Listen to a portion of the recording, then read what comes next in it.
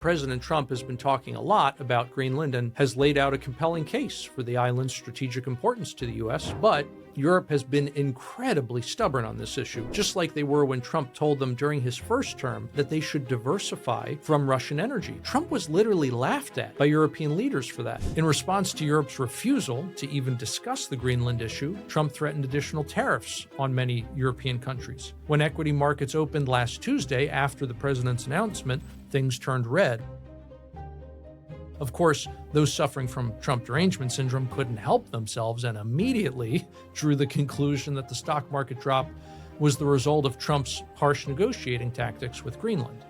And they were wrong. There was a much bigger move on later news halfway around the world.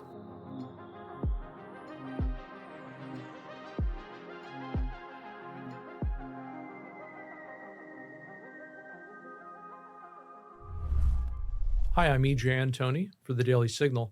I'd like to talk about two countries today, Greenland and Japan. Now, aside from them both being islands, they don't have much in common. They're on opposite sides of the globe, after all. But they've both had a big impact on the news lately, and we should disentangle what's going on there.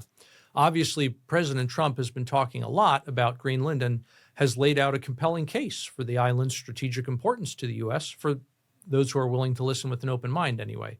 But Europe has been incredibly stubborn on this issue, just like they were when Trump told them during his first term that they should diversify from Russian energy. Trump was literally laughed at by European leaders for that.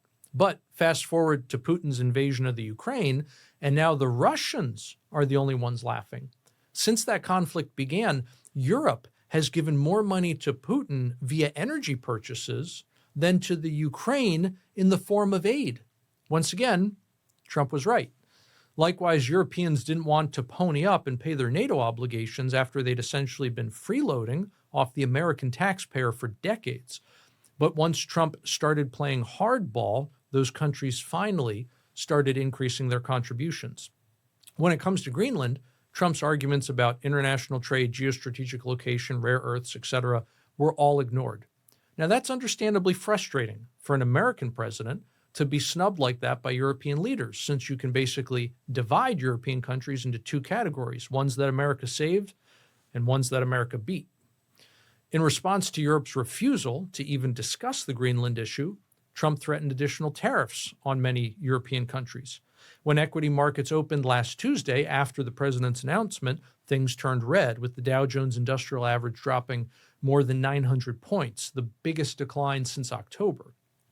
Of course, those suffering from Trump derangement syndrome couldn't help themselves and immediately drew the conclusion that the stock market drop was the result of Trump's harsh negotiating tactics with Greenland. And they were wrong. As my good friend Peter St. Onge has pointed out, Bitcoin trades around the clock and not just when stock markets are open. When Trump made his announcement on Greenland, there was almost no movement in the market at all. But then there was a much bigger move on later news halfway around the world. Enter Japan. Last Monday, it was announced by Japan's new prime minister that the country would hold snap elections, with the ultimate goal being a whole series of reforms that many believed would spike government spending while reducing government revenue, i.e. tax receipts. In other words, the already poor situation with Japan's deficit and debt are set to get much, much worse. Japanese bonds crashed as a result because the bond vigilantes always get the final say on any government policy. This move is important for the U.S. for two reasons. First, there's something called the yen carry trade, and it relies on an artificial interest rate differential between the U.S. and Japan. Ever since the 1990s, the central bank in Japan has been keeping interest rates extremely low in that country in order to finance growing budget deficits and a ballooning debt. If rates had been at natural levels, the interest on their national debt would have bankrupted the country by now. This created a whole host of economic evils in the country, but that's for a different video. What's important here is that the interest rate differential allowed hedge funds to borrow artificially cheaply in Japan and then park the proceeds in U.S. assets. As long as rates in Japan were kept artificially low compared to here, the trade worked fine. But now the bond vigilantes are finally saying no. After last Monday's announcement, they pushed up yields on Japanese government securities, with the 30-year yield setting new records, and shorter-term securities like the 10 and the 2-year at their highest levels since the 1990s. As yields in the yen go up, the yen carry trade unwinds and liquidation ensues. Leveraged hedge funds quickly sold almost all the financial positions they had purchased with the proceeds from money borrowed artificially cheaply in Japan. They repaid the loans before the interest rate could skyrocket. Almost like an old-fashioned corner of one stock with short sellers caught naked, a seemingly unrelated event in Japan caused a broader market sell-off. All that to say, Trump's Greenland negotiating didn't really move the market at all, and for good reason. Just days later in Davos, Trump quickly hammers out a framework for how to move forward on Greenland, and it might be even better than an outright purchase by the U.S. for the island. America will get the space needed for forward military installations and likely mineral rights as well, along with increased cooperation from European counterparts, and the U.S. is not on the hook for taking care of the 50,000 inhabitants of the island, nor purchasing the whole landmass. At the end of the day, this was classic Trump: demand more than you need, threaten overwhelming force, and then finally settle for all that you really needed anyway. Greenland is important to the United States for a variety of reasons, not the least of which is because some missile interceptor technologies rely on proximity to the enemy's launch locations to increase the likelihood of actually destroying incoming projectiles. That makes Greenland invaluable in combating Russia, and no European powers have the money or the will to secure the island from an adversary like, say, China. Also, recent geological surveys have indicated truly massive volumes of oil and natural gas, perhaps equivalent to America's entire volume of proven reserves.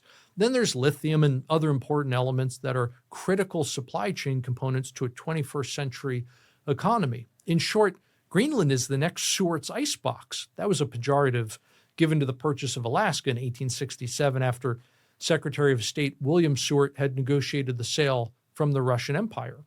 The territory proved to not only be of strategic importance, but also a literal and figurative gold mine in terms of resources. The parallels between these two very northern lands are quite strong, but let's return for a minute to Japan, because there's one more lesson to be learned here. Japan is basically running ahead of the U.S. in terms of the life cycle of a debt crisis. Although metrics like debt to GDP are comparing a stock to a flow and therefore aren't usually very informative, let's just consider for a moment that Japan's ratio of 230% is far worse than America's. It's the equivalent of $70 trillion of debt here in the U.S. At some point, the bond vigilantes will have had enough, and they begin to say no. That's when yields spike and interest on the debt just goes to the moon, and just about everything else goes down. So it's good for the U.S. that Trump was able to bring the Greenland negotiations to where they are today, with America getting what she needs without really having to shell out anything for the whole island. The last thing we need is another big expense and expansion of the deficit. We've previously talked about how the Trump administration has accomplished a truly Herculean feat in reducing government spending and government bureaucrats by record amounts last year. But there's only so much the executive alone can do. If we're going to continue protecting the Western Hemisphere and also avoid the fate of Japan, then Congress must step up and make real cuts to government spending. They can either do it now when it's relatively painless, or the bond vigilantes will make them do it down the road, and it'll be much more painful that way. Sure, the proceeds from oil and gas sales in places like Venezuela and Greenland can help the bottom line, but they can't entirely make up for the lack of financial discipline in the halls of Congress. After all, asset acquisition alone couldn't save Rome, and it won't save us. I'm E.J. Antoni for the Daily Signal.